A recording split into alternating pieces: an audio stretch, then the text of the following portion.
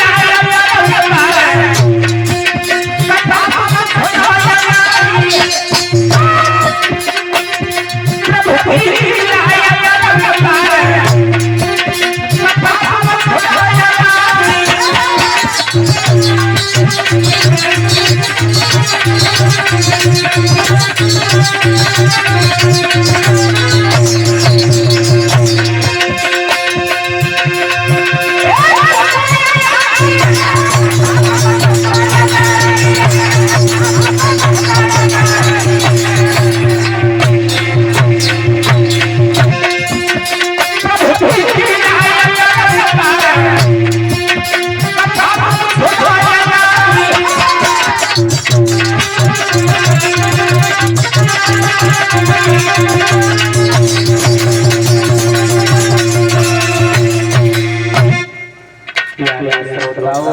महाराज शिकार ले लिए गए, लेकिन फौज थी वो पीछे ही रह गई, उस्ताद आगे निकल गए और उसके बाद जब फौज पीछे रह गई तो वापस लौट कर घर पे आया।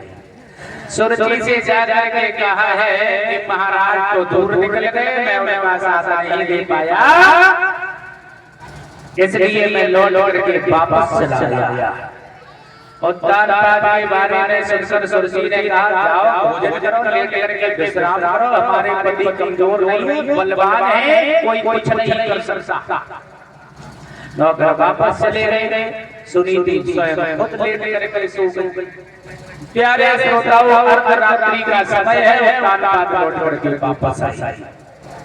अब वापस जब आए हैं ना, दरवाजे पे खड़े हैं, आवाज लगाते रहे दरवाजा खोलो। अब जब कोई हो परिचित तब तो खोले, सो रहे हैं सब। उद्दान आवाज लगा के दरवाजा खोलो, लेकिन कोई खोलने वाला नहीं है। क्या इस घर की दासियां भी लग गई? अरे कोई है जो दरवाजा खोले? लेकिन भैया दरवाजा कौन खोले? मानो सब सो रहे हैं। यानी दशा ये हुई है कि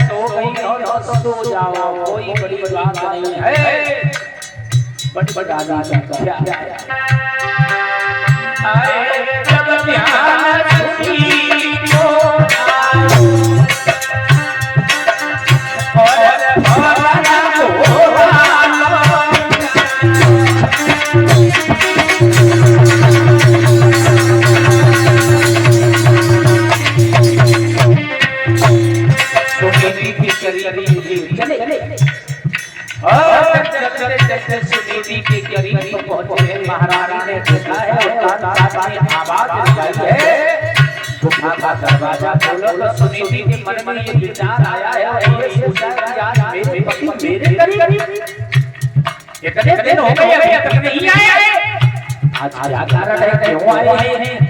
तो पूछा है महाराज क्यों आए हो? यहाँ सोचने मरवाने के लिए भेजा है।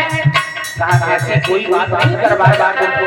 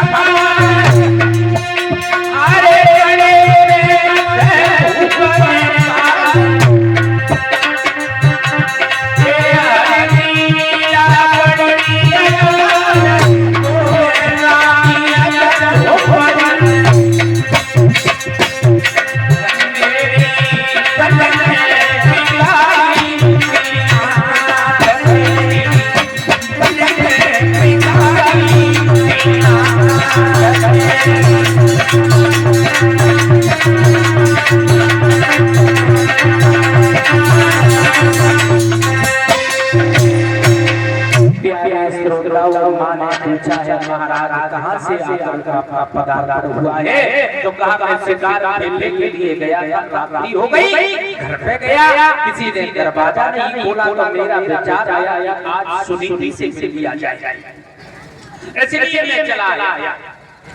तो सुनीति ने कहा महाराज भूख लगी होगी तो कहा तुम्हारे पास क्या आता है भूख खिलाने के लिए? तो कहा एक जौ की रोटी गंदी है, नमक के साथ महाराज बात उसको पान करते हैं और पूरी रात्रि भर लड़ते विश्राम करते हैं। विद्वानों का कहना है कि उसी रात्रि में मां गर्भ धारण करती है।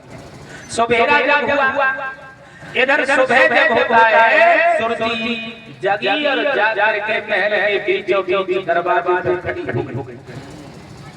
इधर से उतान बात का पाना हो गया, उतान बात से पूछा है महाराज पूरी रात कहां रहे? ये चेहरा पर जाया क्या है? सुनीति ने वो सुरजी ने कहा इसका मतलब मैं समझ गई, पूरी रात तुम गायब रहे हो ना, इसका सिर्फ एक ही कारण है। बोले क्या? तो सुनो ना,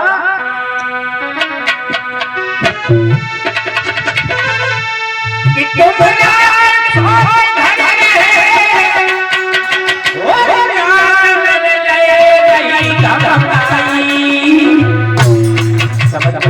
पूरी रात सौ घर पे रुके हो ना, इसीलिए चेहरा फूल जैसा मुरझाया है।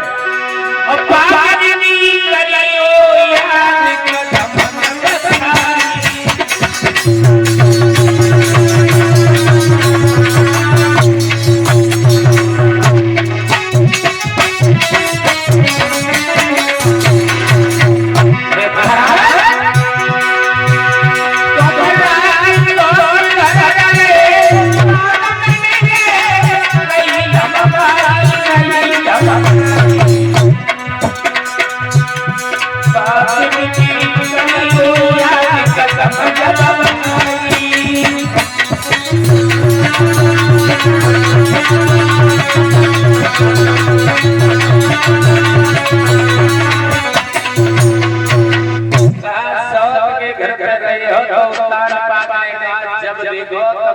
बातें करती रहती है, ले मेरी तलवार और जाकर इसका वध कर दे। पूरी रात हो गई है, दरवाजे पे ले तू आराम से सोती रही। दरवाजे का वो दरवाजा बंद था, कुंडी लगा के सो गई। चेहरा तेरा नहीं उतरेगा, मेरा उतरेगा। पूरी रात सोती रही, जागता रहा। सुरजी ने कहा इसका मतलब नहीं गई। बोले जिस चले गए ना उसी दिन छोड़ कर चली जाऊंगी। प्यारे श्रोताओ आराम से रहने लगे। विद्वानों का कहना है कि उसी रात्रि में सरस्वती जी गर्भ धारण करती हैं। पहले तो एक भी पुत्र ना होने में आशा थी, अब दोनों पुत्रियां गर्भ करती हैं, लेकिन दोनों में अंतर हो गया। जब सरस्वती ने गर्भ धारण किया है तो उसी दिन से हजारों दासियां सेवा पलक से नीचे कदम नहीं, कोई दासी पैर दबा रही है, कोई हाथ दबा रही है, कोई सर दबा रही है, और किसी दासी को जगह नहीं मिल रही है। बड़ी तो दासी दबा रही है। इतनी सेवा दोनों में अंतर। और सुनीति को उतना ही काम करना पड़ रहा है जितना पहले किया करती थी। एक ने किया गर्भाधारण, उस दिन से पलक न छोड़ा है। एक ने बराबर आज तलक खेतों पे नाच बटोरा है। उतना ही काम करना पड़ रहा है, लेकिन जब दोनों के पुत्र हुए परिचय तो पुत्रों में भी अंतर हो गया। एक राजकुमार रहलाता है, पलने में पाला जाता है। एक दुखिया को लाल गाय को पत्तों पे पाला जाता है। अंतर दोनों में। प्यारे श्रोताओं दोनों के बालक हुए तो दोनों के नाम रखे गए। सुनीति के उदर से जिस बच्चे ने जन्म लिया उसका नाम रखा गया ध्रुव, और सुरजी के उदर से जिस बालक ने जन्म लिया उसका नाम रखा गया उत्तम धुर और उत्तम दोनों बच्चे धीरे धीरे बड़े हुए, खेलने के लिए साथ साथ जाते हैं, लेकिन भैया विद्या विधान कुछ और हो गया। अब एक लाइन का कीर्तन बोल लेते हैं परीक्षित जी, उसके बाद आगे की कथा, क्योंकि राम कथा सुंदर करतारी और संशय कई मिटावा तुम्हारी। हरे अनंत हरे कथा अनंता और ग्राम सुन विधि सब संता। बोले धीरे धीरे ताली बजाती हुई